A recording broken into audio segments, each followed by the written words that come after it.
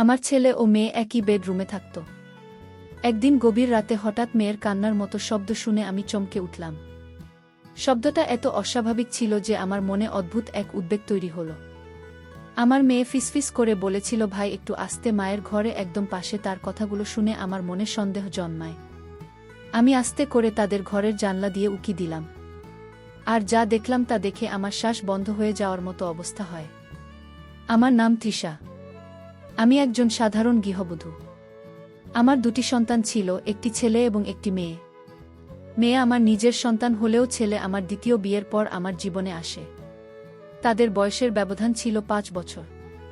আমার মেয়ের নাম ছিল শিরিনা এবং ছেলের নাম ছিল সাকিব। আমি সাকিবকে নিজের সন্তানের মতোই ভালোবাসতাম। আমার দ্বিতীয় বিয়ের আগে শিরিনা হস্টেলে থেকে পড়াশোনা করত। সে তার নতুন বাবা এবং ভাইকে খুশি মনে মেনে নিয়েছিল। তবে সে সিদ্ধান্ত নিয়েছিল যে তার পড়াশোনা হস্টেলের শেষ করবে। আমি তার ইচ্ছার উপর জোর দিইনি। সম্প্রতি শিরিনা তার গ্র্যাজুয়েশন সম্পন্ন করে বাড়ি ফিরছে। একই সময়ে সাকিব ও তার পড়াশোনা শেষ করেছে। তারা দীর্ঘদিন পরে একে অপরের সঙ্গে দেখা করুন।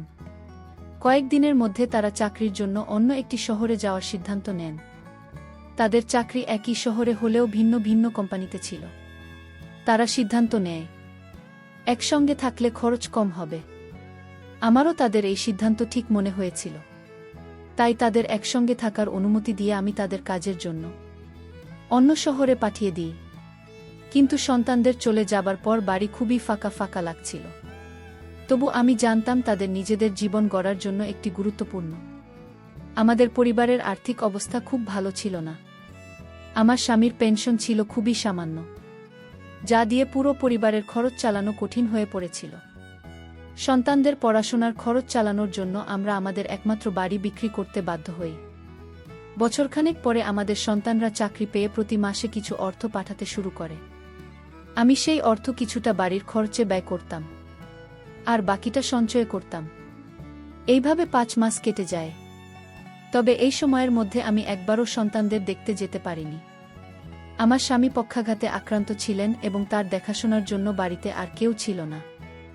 2 বছর পর দীপাবলির সময় ঘনিয়ে এল। আমি সন্তানদের বাড়িতে আসার জন্য বলি, কিন্তু তারা কাজের ব্যস্ততার অজুহাত দিয়ে আসতে রাজি হয়নি। ফোনে তাদের কাছে আমার আকুতি জানালেও তাতে কোনো লাভ হয়নি। অবশেষে আমি নিজে তাদের সঙ্গে দেখা করার সিদ্ধান্ত নিই। একদিন আমি আমার স্বামীর ঘনিষ্ঠ বন্ধুকে ডেকে তার যত্নের দায়িত্ব দিলাম এবং সন্তানদের কাছে যাওয়ার জন্য যাত্রা শুরু করলাম। ফ্রেন্ড স্টেশন থেকে আমি ভিডিও কল করে তাদের জানালাম যে আমি আসছি। আমার বড় ছেলে সাকিব এই খবর শুনে বিস্মিত হয়। সে আমাকে বলল, মা, তোমাকে আসার দরকার নেই, আমরা 3 দিনের মধ্যে বাড়ি যাব। তার কথায় আমি তাকে প্রতিশ্রুতি দিলাম এবং বাড়ি ফিরে এলাম। 3 দিন পর খুব সকালে প্রথম ট্রেনে আমার সন্তানরা বাড়ি ফিরে এল। তাদের দেখে আমার চোখে জল চলে এল। আমি তাদের বুকে জড়িয়ে ধরলাম। আমার মনে হলো এটাই আমার জীবনের সবচেয়ে সুখের মুহূর্ত। আমি সাকিব ও শেরিনাকে দীর্ঘদিন পর একসঙ্গে দেখে খুব খুশি হয়েছিলাম। তবে শিরিনার মধ্যে বেশ কিছু শারীরিক পরিবর্তন লক্ষ্য করলাম। গত 2 বছরে তার চেহারায় অনেকটা পরিবর্তন এসেছে। যেদিন তারা বাড়ি ফিরে, আমি লক্ষ্য করলাম যে তারা দুজনে একসঙ্গে একটি ঘরে ঢুকে গেল। আমি ভেবেছিলাম সেরেনা হয়তো তার ব্যাগ রেখে ঘর থেকে বেরিয়ে আসবে, কিন্তু 1 ঘন্টা কেটে যাওয়ার পরও তারা ঘর থেকে বেরোয়নি। তখন আমি চা নাস্তা নিয়ে তাদের ঘরে গেলাম। আমি বললাম, তোমরা দুজন কি এবার থেকে এই ঘরেই থাকবে? বাড়ির ছাদে আর একটা ঘর আছে সাকিব, তুমি সেখানে চলে যাও। ঘরটা শিরিন একলা থাকুন। তখন বলল, না মা, আমি শেরিনাকে ছেড়ে অন্য ঘরে থাকতে পারব না। আমরা গত 2 বছর ধরে একই ঘরে থাকার অভ্যাস করে ফেলেছি, এখানেও ঠিক তেমনি থাক। তার কথা শুনে আমার একটু অস্বস্তি হল। আমি শিরিনের দিকে তাকিয়ে বললাম, শিরিনা, তুমি এখন আর ছোট নেই, আর তোমার ভাইও বড় হয়ে গেছে। একই ঘরে থাকা কি ঠিক হবে? যদি কখনো তোমার একা থাকার প্রয়োজন হয় তখন কিভাবে ম্যানেজ করবে? তখন শিরিনা উত্তর দিল, মা, আমরা যে শহরে কাজ করতাম সেখানে 2 ঘরের ফ্ল্যাট ভাড়া অনেক বেশি। তাই আমরা গত 2 বছর ধরে একই ঘরে থেকেছি। যখন সেখানে থাকতে পেরেছি তাহলে এখানে কেন পারব না? আমার ছেলে সাকিব ও মেয়ে শিরিনা একসঙ্গে একটি ঘরে থাকতে চেয়েছিল। আমি তাদের সিদ্ধান্তে আপত্তি করিনি। সেদিন আমি সারাদিন ঘরের কাজে ব্যস্ত ছিলাম। দুপুরে সাকিবের পছন্দের খাবার তৈরি করলাম। এবং রাতে শিরিনার পছন্দের কয়েকটা পদ রান্না করলাম। কিন্তু লক্ষ্য করলাম শিরিনা খাবার খুব কম খেলো। এটা আমার কাছে অস্বাভাবিক মনে হলো। তখন আমি শিনাকে জিজ্ঞেস করলাম, তুমি এত কম খাচ্ছ কেন? আগে তো তোমার পেট পুরো পরিষ্কার হয়ে যেত। শিরিনা বলল, মা, এখন আমার রুচি বদলেছে। সাধারণ খাবারে অভ্যস্ত হয়ে গেছি। তুমি কাল থেকে সাদামাটা রান্না করো। তাদের মধ্যে এই পরিবর্তন দেখে আমার মনে হলো বাইরে থাকার অভিজ্ঞতা তাদের আরও দায়িত্বশীল এবং পরিস্থিতি অনুযায়ী মানিয়ে নেওয়ার ক্ষমতা শিখিয়ে দিয়েছে। তবে আমি লক্ষ্য করেছিলাম তারা দুজনেই একে অপরের থেকে এক মুহূর্ত দূরে থাকতে পারছিল না। যেখানে শিরিন থাকত সাকিব ঠিক সেখানেই চলে যেত। এক রাতে আমার স্বামী ঘুমিয়ে পড়ার পর আমি তাদের ঘরে গেলে আমার এবং তাদের ঘর পাশাপাশি ছিল। আমি ভাবলাম একটু তাদের সঙ্গে কথা বলি। ঘরে ঢুকে দেখি সাকিব ফাইলের হাত ধরে বসে আছে। আমাকে দেখে তারা চমকে উঠেছেন। তারা কিছু লোক ছিল। আমি সেই সময় কিছু বলিনি এবং বিষয়টা এড়িয়ে গেলাম। কিন্তু পরদিন সকালে এমন একটি ঘটনা ঘটে যা আমাকে চিন্তায় ফেলে দিন। সকালের দিকে আমি তাদের ঘরের দিকে গেলাম। দেখলাম বিছানার চাদরটা শুকোতে দেওয়া হয়েছে। এত সকালে কি চাদর হতে পারে? কৌতূহলী হয়ে আমি শিরিনকে জিজ্ঞাসা না করে ঘরের দিকে এগোলাম। দেখি ঘরের দরজা বন্ধ। ঠিক তখনই পিছন থেকে সাকিবের ডাক শুনলাম, মা, নাস্তায় কি বানিয়েছ? দরজার বাইরে এসে সাকিব আমাকে প্রশ্ন করল। আমি তাকে জিজ্ঞাসা করলাম, তোমাদের ঘরের চাদর এত সকালে কি হয়েছে? কেন, কি হয়েছে? আমার প্রশ্ন শুনে সাকিব একটু অস্বস্তিতে পড়ল। তার চোখ বারবার শিরিনের দিকে যাচ্ছিল। তখন শিরিনের সামনে এসে বলল, মা, চাদরটা আমিই ধরেছি, ওটাতে ধুলো জন্মেছি, তাই বারবার হাঁচি আসছি, এজন্য সকালে ধুয়ে নিয়েছি। আমি বললাম, তোমাদের আসার আগে আমি সব কিছু পরিষ্কার করেছিলাম, চাদরে ধুলো আসবে কিভাবে? আমার প্রশ্ন শুনে শিরিনা একটু বিড়ম্বনায় পড়বে তার মুখের অভিব্যক্তি বলে দিচ্ছিল সে কিছু লুকোচ্ছে। তখন সাকিব বলল, মা, আমার খুব খিদে পেয়েছে। তুমি কি চাদর নিয়ে কথা বলছো? আর আমি খেতে পারছি না। তুমি কি খাবার দেবে নাকি আমাকে বাইরে গিয়ে খেতে হবে? এ কথা শুনে আমি আলোচনা বন্ধ করে রান্নাঘরে নাস্তা বানাতে চলে গেলাম। পরে কাজের ব্যস্ততায় বিষয়টি ভুলে গেলাম। কিছুদিন ধরে লক্ষ্য করছিলাম আমার দুই সন্তানের আচরণে বেশ পরিবর্তন এসেছে। সিরি, যে আগে আমার সঙ্গে অনেক গল্প করত, এখন বেশিরভাগ সময় নিজের ঘরেই থাকে। সে আমার সামনে বেশিক্ষণ থাকতে চায় না। সেদিন সন্ধ্যায় খাবার খাওয়ার সময় পায়ে হঠাৎ শরীর খারাপ হয়ে গেল। খাওয়া শুরু করতেই সে থালার দিকে তাকিয়ে রইল এবং কিছুক্ষণের মধ্যেই বমি ভাব শুরু হল। দ্রুত বাথরুমের দিকে ছুটল আর সাকিব ও তার পেছনে গেল। আমি হতবাক হয়ে গেলাম, বুঝতে পারছিলাম না হঠাৎ কি হলো। আমিও বাথরুমের কাছে গেলাম। তখন সাকিব সেরিনাকে কাঁধে ভর দিয়ে বাইরে নিয়ে আসছিল। সাকিবের সেরিনাকে ধরে রাখার ভঙ্গি আমার কাছে কিছুটা অস্বাভাবিক লাগল। এটি দেখে আমার মনে অদ্ভুত অনুভূতি হল। তারা এমন আচরণ কেন করছে? আমার মনে বিভিন্ন প্রশ্নে ভরে যেতে থাকে। আমার মন তখনও অস্থির ছিল, তবে কিছু বললাম না। শিরিনাকে আরাম দেওয়ার জন্য আমি নিজেই তার পাশে গিয়ে তাকে হাত ধরে ঘরে নিয়ে এলাম। তারপর তাকে এক গ্লাস জল দিলাম এবং জিজ্ঞাসা করলাম, তোমার হঠাৎ এমন বমি ভাব হল কেন? খাওয়া শুরুর আগেই তো বমি লাগছে। আমার প্রশ্নের উত্তর সাকিব দিল, মা, শিরিনা ঘরে বসে তেল মশলা দেওয়া চিপস খেয়েছে, তাই এখন তার এমন লাগছে। শিরিনা ও সাকিবের কথা সমর্থন করে বলল, হ্যাঁ মা, আমি চিঠি পেয়েছি, এখন থেকে আর এমন করব না। আমি জিজ্ঞাসা করলাম, এখন কেমন লাগছে? একটু খেয়ে নাও, তারপর বিশ্রাম করো।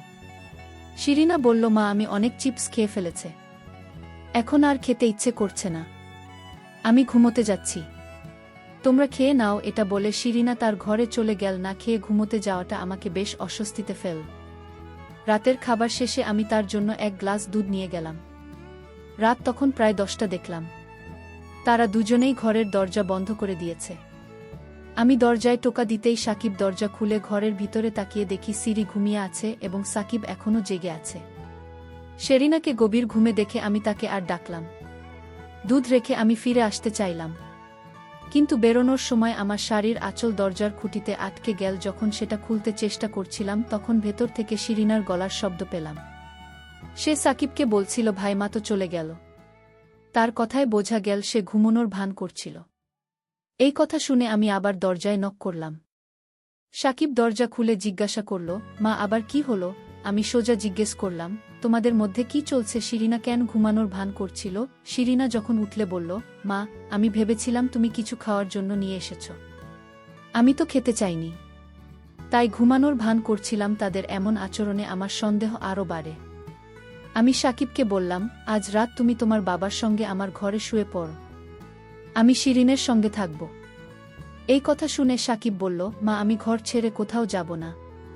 শিরিনা বলল, মা, আমি মায়ের সঙ্গেই থাকব না, থাকলে আমার ঘুম আসে না। ওরা আমার কথা কিছুতেই শুনতে চাইছিল না। অবশেষে আমি বললাম, ঠিক আছে, তোমরা একই ঘরে থাকতে পারো, তবে আজ থেকে দরজা বন্ধ করবে না। ওরা বাধ্য হয়ে আমার কথা মেনে নিন। পরের দিন সকালে আমার বড় দিদি বাড়ি এলেন। তার আগমনে সবাই খুশি হয়ে গেল। দিদি বললেন, আমি বিশেষ করে তোমাদের সঙ্গে সময় কাটাতে এসেছি। কথাবার্তার মাঝেই দিদি শিরিনার বিয়ের প্রসঙ্গ তুললেন। তিনি বললেন, আমাদের শিরিনা এখন বিয়ের উপযুক্ত হয়ে গেছে। আমার বড় দিদি বললেন, শিরিনা এখন বড় হয়েছে, ওর বিয়ের কথা ভাবা উচিত। কথার মাঝেই তিনি নিজের সঙ্গে আনা কয়েকজন ছেলের ছবি বের করলেন। দিদি যখন শিরিনাকে ছবিগুলো দিলেন, তখন সাকিব তাড়াতাড়ি ছবিগুলো নিজের হাতে নিয়ে বলল, মাসি, এই ছেলেগুলো শিরিনের জন্য একদম ঠিক নয়। ওর জন্য এমন একজন হতে হবে যিনি আমার মতো স্মার্ট এবং সুন্দর। আপনি কেমন করে এমন বয়স্ক ছেলেগুলোর ছবি আনলেন? কিন্তু তার কথা শুনে দিদি রেগে গেলেন। তিনি বললেন, তোমার বোঝার দরকার নেই। এই ছেলেরা মাত্র 5 বছরের বড়। স্বামী স্ত্রীর বয়সের এতটুকু পার্থক্য তো থাকতেই পারে। সাকিব জবাব দিল, 5 বছরের নয়, স্বামী স্ত্রীর বয়সের পার্থক্য 3 বছরের বেশি হওয়া উচিত নয়। আমি নিজেই এমন একজন খুঁজে দেব যে শিরিনের জন্য একদম উপযুক্ত হবে। সাকিবের এই কথাগুলো আমার কাছে অদ্ভুত লাগল। সেখানে শিরিনার বিয়ের কথা হচ্ছিল, আর সে নিজেকে পাত্রের সঙ্গে তুলনা করেছিল। তাই আমি তাকে কিছু না বলে বললাম, তুমি এখন তোমার ঘরে যাও। সাকিব রুমে চলে যেতেই শিরিনা ও তার পেছনে চলে গেল। যখন ওরা দুজন রুমে চলে গেল, তখন আমার বড় দিদি, আমার বোন, আমাকে বলল, দিশা, এই কথাটি আমি তোমাকে 18 বছর আগেও বলেছিলাম, যখন তুমি বিয়ে করতে চলেছিলেন। তোমার স্বামীর সঙ্গে আমার কোনো সমস্যা ছিল না, কিন্তু তার সব ছেলেকে গ্রহণ করা আমার কখনোই ঠিক মনে হয়নি। তুমি যদি 2 মেয়ের বাবা এমন একজনের সঙ্গে বিয়ে করতে, সেটাও ঠিকঠাক, কিন্তু তুমি সব ছেলেকেও গ্রহণ করলে, যা আমার কাছে কখনই গ্রহণযোগ্য ছিল না। এখন যেভাবে বাড়ির পরিস্থিতি দেখছি, সেটাও ঠিক মনে হচ্ছে না। তার আচরণে কিছু একটা সমস্যা রয়েছে। আমি আমার বড় বোনকে বললাম, দিদি, তুমি এসব কি বলছো? দিদি বলল, আমি জানি আমার কথা তোমার খারাপ লাগবে, কিন্তু আমি সবসময় সত্য বলি। আমি তোমার ছেলে মেয়েদের উপর একটু ভরসা করতে পারি না, আর তোমাকেও করতে বলবো না। আমি শিরিনাকে জানি, কিন্তু তোমার সব ছেলেকে তুমি এখনো পুরোপুরি বুঝতে পারেননি। তুমি তাদের দুজনকে একসঙ্গে শহরে পাঠিয়েছে। এটা তোমার সবচেয়ে বড় ভুল। এখন তারা বড় হয়ে গেছে। তুমি কি জানো, শহরে ভাই বোন বন্ধুর মতো থাকে, কিন্তু সম্পর্ক বন্ধুত্বের চেয়েও এগিয়ে যেতে পারে। তুমি কি কখনো তাদের ফ্ল্যাটে গিয়েছ? না, যাওনি। আমি শুধু চাই তাদের সম্পর্কে এমন কিছু না ঘটুক যা আমাদের পরিবারের জন্য লজ্জার কারণ হয়ে দাঁড়ায়। দিদির কথা তীর্থ ছিল, কিন্তু এখন আমিও সাকিব আর শিরিনার আচরণ নিয়ে সন্দেহ করতে শুরু করেছি।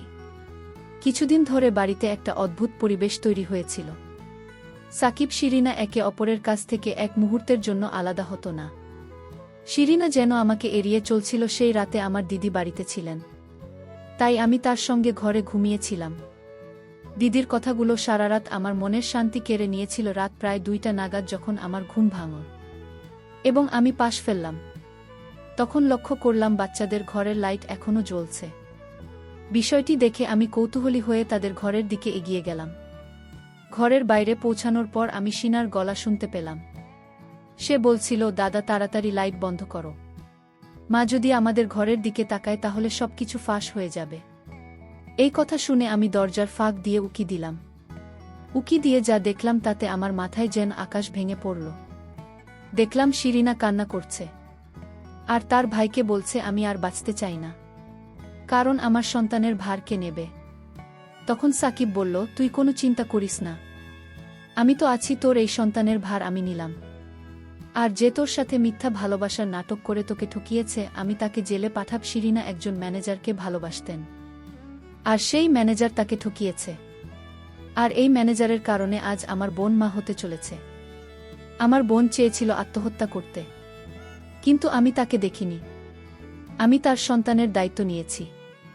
যতদিন সেরিনাকে এবং তার সন্তানকে মেনে নেবে এমন কাউকে না পাওয়া পর্যন্ত আমি সেরিনাকে আমার করে রাখব। যখন মা আমাদের এমন কথা শুনেছিল তখন মা চোখের জল ফেলে বললেন, আমি যা সন্দেহ করেছিলাম সব ভুল। তোদের ভাই বোনের সম্পর্কে এত পবিত্র বন্ধুরা, আজকের গল্পটি কেমন লাগলো তা অবশ্যই কমেন্ট করে জানাতে ভুলবেন না। আর এরকম নতুন নতুন গল্প পেতে আমার চ্যানেলটিকে সাবস্ক্রাইব করে পাশে থাকবেন। ধন্যবাদ।